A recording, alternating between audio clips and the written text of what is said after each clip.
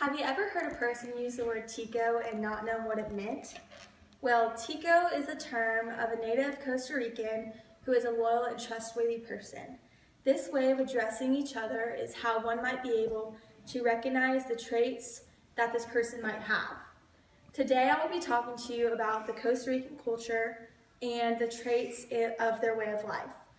I'm acknowledged about this topic because of my recent trip to Costa Rica and my profound love and understanding for their way of life. First, I will tell you about the country of Costa Rica. Second, I will tell you about the cultural aspects and their way of life. And last, I'll tell you about the Costa Ricans' unique communication behaviors that they possess. The country of Costa Rica is very unique and beautiful in many ways. According to Worldmark Encyclopedia of the Nations, Costa Rica is the third smallest country in Central America and is slightly smaller than the state of West Virginia in the United States. Its capital is San Jose, which is located in the center of the country, making it an easy focal point for everyone to get to. When I came to Costa Rica a few years ago for my mission trip, we flew right into San Jose, and from there we were able to travel to more agricultural parts before returning back to San Jose for a departure. Costa Rica's uniqueness comes from many different aspects, including its geographic attributes.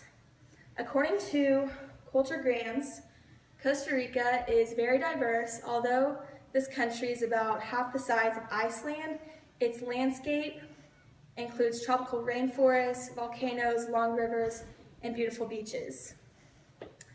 When I visited, I was able to see all these diverse atmospheres, from the white sandy beaches to the rainy tropical forest. Costa Rica was so unique and beautiful in every aspect. Costa Rica occupies many qualities that makes their culture the way it is. According to Worldmark Encyclopedias of the Nations, Roman Catholicism is the predominant religion, although many Ticos practice other religions as well. The citizens of Costa Rica embody a sort of "we are all in this together" ideal. When I visited Costa Rica, I noticed that there was always people smiling and they were always willing to lend a helping hand. And I loved seeing that bond because it showed how close their country was and how unique it was altogether.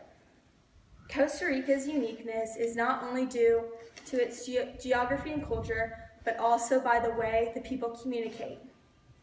Although Spanish is the main language in Costa Rica, there are many other languages that are spoken by many of the natives living there.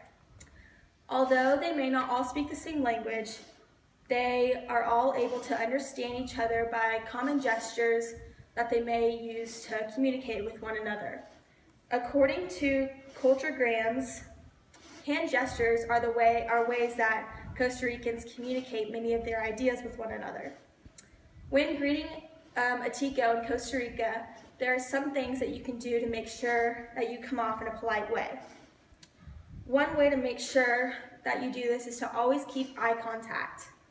Not looking a Tico in the eye comes off as very disrespectful and rude.